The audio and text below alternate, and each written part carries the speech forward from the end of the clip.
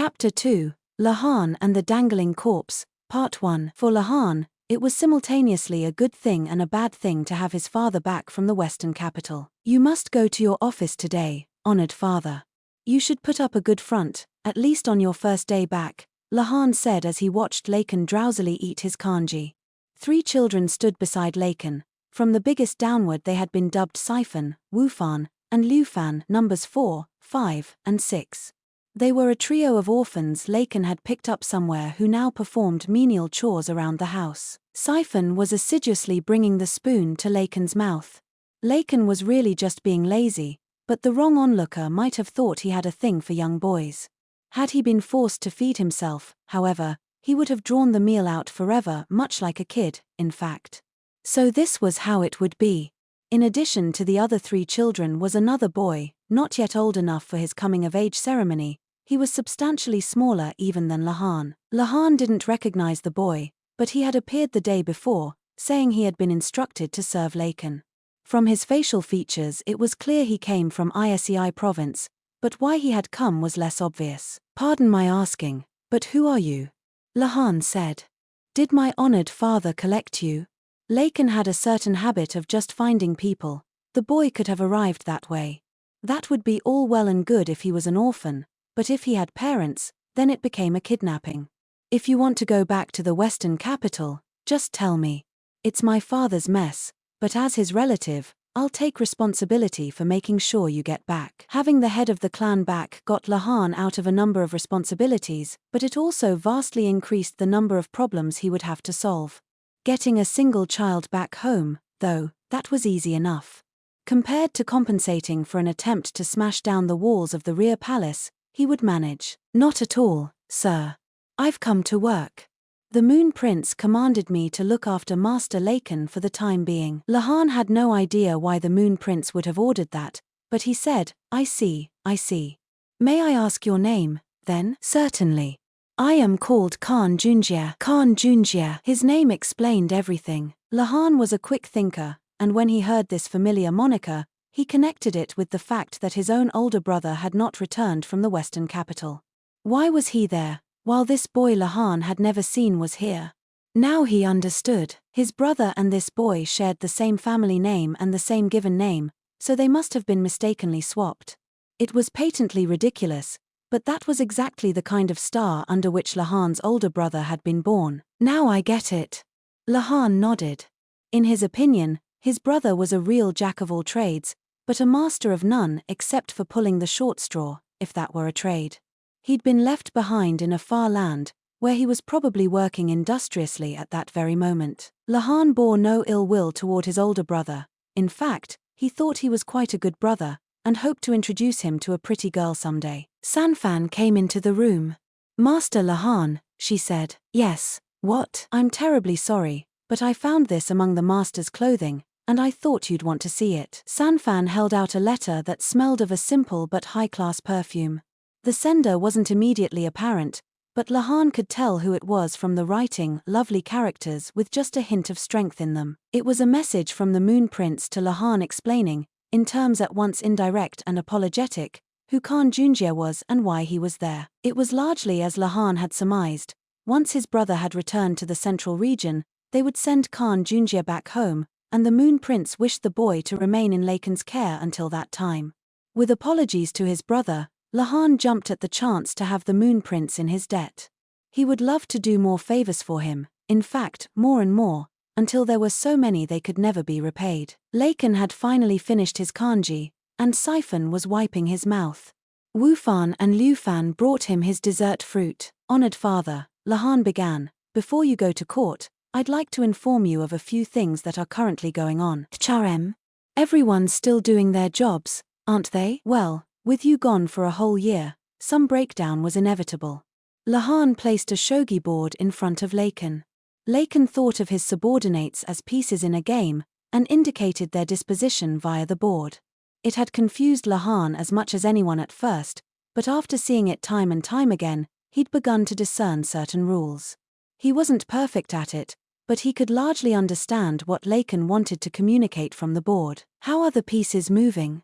Lakan asked. "Well, you see, this one has gone here, and this has moved here. Lahan moved a silver general inside the enemy camp and took away a pawn. At the same time, a lance was stolen by a bishop. The lance, eh? Always had good spirit, but seemed like a liar. As a matter of politics, Lahan never joined any faction, but it was only natural for a faction to form around him, even if that was never his intention.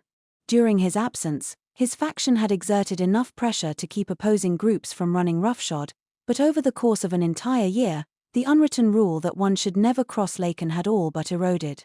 One of Lahan's subordinates had gone over to another faction, but at the same time, his own group had succeeded in drawing someone from another group to them. Before he'd left for the western capital, Lahan had given just one order to his people: when I get back, I want everything to be exactly the same as when I left. The result of that order had been the loss of a lance and the taking of a pawn.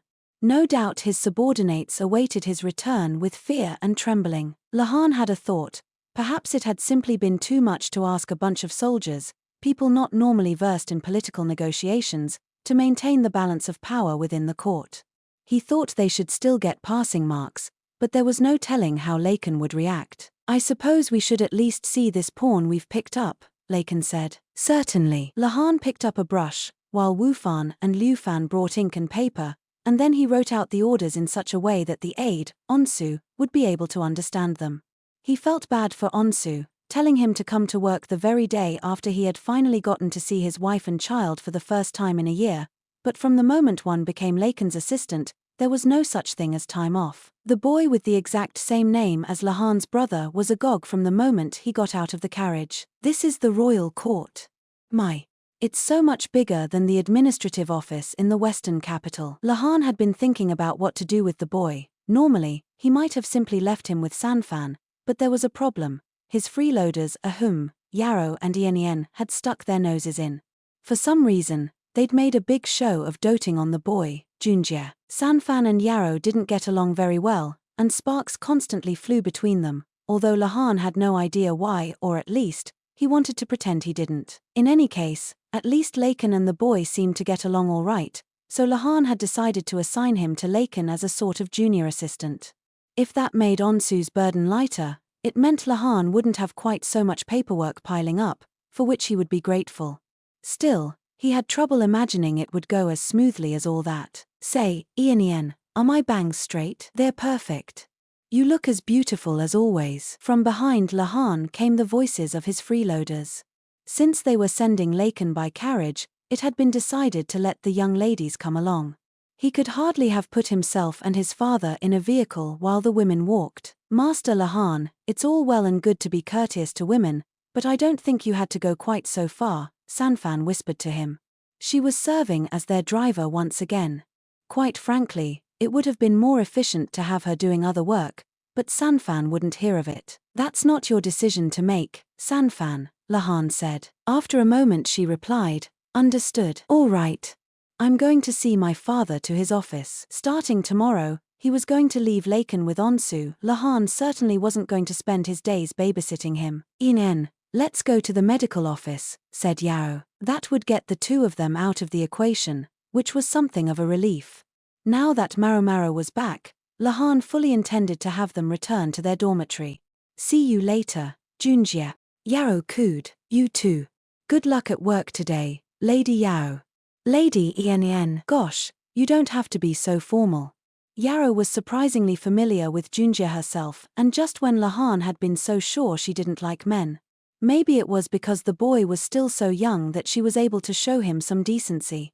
You'll be helping your brother and your uncle now. Yao and Ienien were about to leave when Lahan motioned them to stop. Pardon me, but the two of you seem to be under some sort of misapprehension. What do you mean? Yao asked, tilting her head. Young Junjie supplied the answer himself. My surname is Khan, but I'm not related to Master Lahan or Master Lahan. Really? I heard what Master Lahan said yesterday. He said, Junjie? I think he's my nephew, Inen said, doing an uncannily accurate impression of Lahan. Come to think of it, she'd been making a midnight snack the night before. Had she been trying to endear herself to Lahan? Lahan shivered at the thought. He's not wrong, but he's completely wrong, Lahan informed them. We're out of time at the moment, so I'll explain later. It was nothing short of a miracle that Lahan had remembered the name of Lahan's biological older brother. He had not, however, managed to remember the man's face.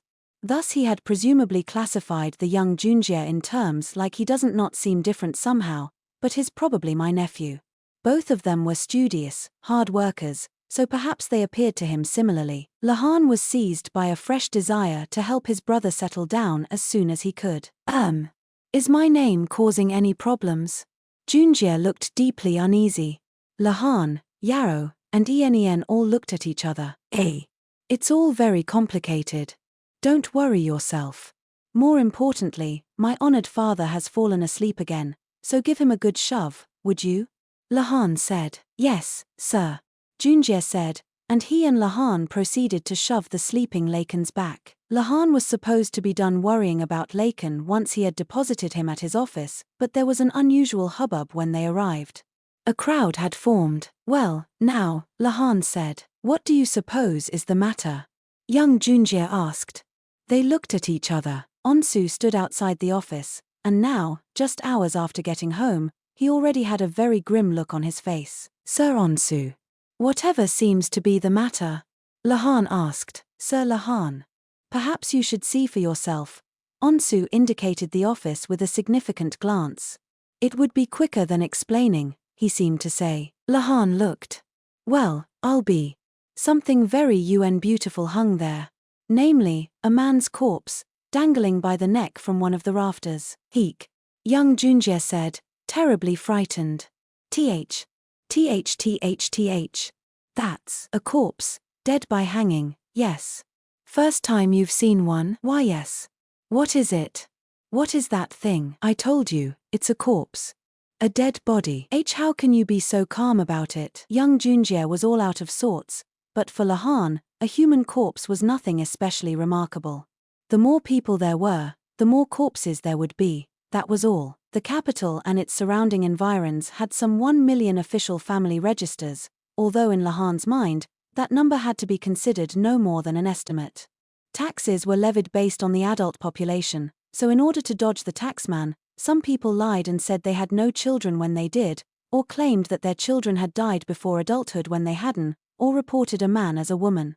Sure, some families probably also forgot to submit death reports, but no doubt there were far more people out there who were off the registers. The court and the rear palace between them had tens of thousands of people, a significant population. The more people there were, the more chances there would be to see a dead one. If they rarely seemed to be found, well, in the worst-case scenario that was because people were successfully hiding them. Among the soldiers, it wasn't uncommon for someone to take a hit in the wrong place during practice and die from it. There had been 3 recorded cases of just such a thing happening in the last year, along with 18 people who had survived but had been so badly injured that they couldn't continue in the military. Not a large number, as numbers went, but one had to assume there were other cases that had gone unreported. Then there were the bureaucrats, some of whom inevitably found themselves so hemmed in by work that they took their own lives. 7 cases last year, as I recall, Lahan said as he stood and studied the dangling body. This corpse, however, did not belong to a bureaucrat, it was wearing a soldier's uniform. Why, there's one of those rain go away dolls in here. Why, that's the biggest one I've ever seen. Honored father, that's a human corpse. As usual, Lahan couldn't be quite sure whether Lahan was joking or not. Young Junjie, unable to bear the sight any longer, had turned away and was covering his mouth. That would be the ordinary reaction. Admittedly, Lahan wasn't eager to smell the filth the body had expelled, so he covered his nose with a handkerchief. What would you like to do, Master Lahan? Onsu asked. I can have the room cleaned up immediately, or else you can do your work in a different place today. If you can clean it up nice and quick, then I'm perfectly fine here. You may be, father, but I'm not so sure about everyone else. Lahan did not consider a dead body to be a beautiful thing. For a thing it was, once its life functions had ended, it was a person no longer. Besides, with time it would rot, and rotting was not very good for purity or cleanliness, so, in Lahan's opinion, not beautiful. This room gets good sunlight, Lahan said firmly. It was still the cold season, and it was crucial to Lahan that he have somewhere warm so he could take a nap. The whole gaggle of onlookers was watching Lahan and his group now. To be very precise, there were 17 soldiers, 10 civil officials, and 3 palace ladies gawking. By the way, who is this person? Lahan adjusted his glasses and squinted at the man. He wasn't keen to study the corpse too closely, but it was necessary to establish the deceased's identity. Lahan didn't see much prospect of getting his work done today. "He's a soldier Master Lahan brought into his fold about 2 years ago," Onsu said. "Master Lahan described him as a lance, I believe. This is our turncoat, then?" "Indeed.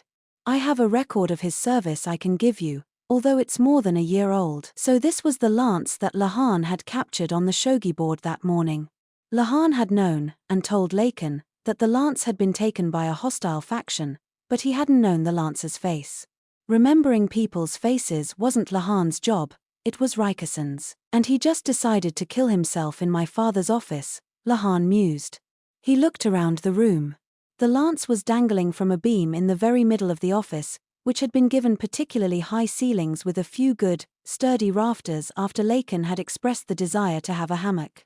As it turned out, however, he was so decidedly unathletic that he couldn't actually get in the hammock.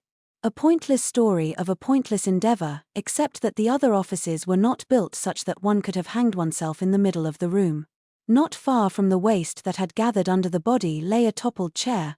Perhaps the man had kicked it over. Lahan's office appeared to have been left undisturbed in his absence. It had been cleaned, but in a cursory manner. Lahan's beloved couch had been dusted, for example, but the cobwebs on the bookshelves had not been attended to. Lahan inspected the rope hanging from the rafters, the lance hanging from the rope, and the overturned chair. "Father, Millimeter is the culprit who killed this lance, the man dangling from the rafters, here with us?" "Millimeter." Lahan indicated the onlookers with a jerk of his chin. "What?" Young Junjie looked at the crowd, shock written on his face. What does that mean?" "Keep your voice down, if you please. We don't want the criminal to notice us." Lahan tried to be gentle in his reproof of young Junjie. He wasn't in the habit of wearing kid gloves with men, but when it came to a boy who'd been dragged here by accident due to a case of mistaken identity involving Lahan's own elder brother, sparing a bit of decency seemed the least he could do. Young Junjie clapped his hands over his mouth. Obedient children were so much easier to work with. "Who is it?" Lahan asked Lahan. "White ghost stone." The culprit might appear as a ghost stone to Lahan, but Lahan couldn't tell them apart. He narrowed his eyes. "Ah." The crowd was dispersing, meaning the killer was going to disappear, but Onsu seemed to have figured it out. He wasn't quite as good with faces as Rikison had been, but they were still his specialty. "Sir Onsu." Lahan turned to him, thinking what a lot of trouble this all was. "Sir Lahan. You're not thinking of abandoning me to handle this on my own while you go do your work, are you?" Onsu placed a hand firmly on Lahan's shoulder and gave him a nasty smile. He was a soldier in his own right, and his grip was strong enough to hurt. Lahan let out a breath, considering what to do, and looked at Lahan. "I wanna sleep," Lahan said. "But first, I wanna go see Maomao." Lahan's brain was built in a way that was unfathomable to the average person. He could solve problems without using numbers or formulae, but nobody knew how he reached his conclusions.